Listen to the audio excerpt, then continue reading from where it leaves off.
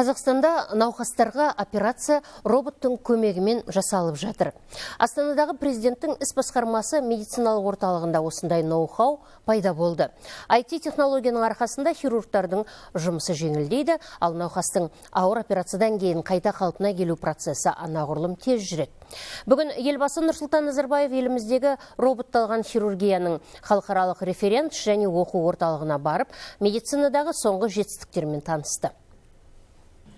Анар Кашебаеваға 5 күн бұрын операция жасалды. Күрделі болғанына қарамастан науқас бүгін ауруханадан шығады. Өйткені әдеттегідей емес, операция роботтың көмегімен жүргізілді. Сәйкесінше науқастың оңалу кезеңі де қысқа болды. Операциядағы жағдайым өте жақсы. Нәзік ткандарға жетпей, повреждение дейді ғой, жаңағы ткандарды қозғамай, қосалқы ткандар қозғамай, тек қана жаңағы тастардың түрін ғана алып тастады. Сондықтан өте жеңіл жасалды. Мұндай ноу-хаудың елімізге енгізілгеніне бір ай. Осы аралықта 18 науқасқа операция жасалды. Мемлекет басшысына мамандар инновацияның игілігі жайында жан-жақты айтты. Мынау жасалып жатқан операциялар тек қана Қазақстанда емес, бүкіл біздің өңірде ең тұңғыш аппарат болып саналады. Сондықтан еліміз үшін, елдің денсаулығы үшін роботты қолдану әр жерде болмайды. Осы арқылы біз өзіміздің мамандарды үйретіп жатырмыз.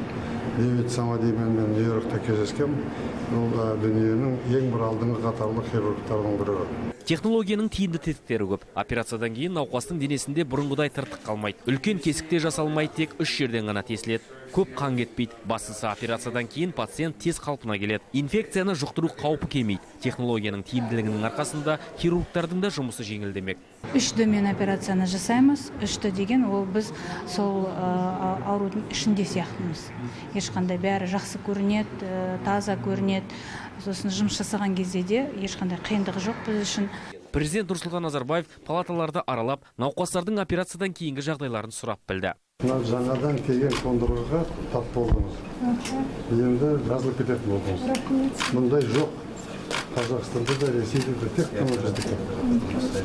Мен алып келіп қойдым, сізде адамдарды ешқандай ішін жармай, ашпай операцияны жасап тастады. Бірақ күннің ішінде жазылып кетіңіз.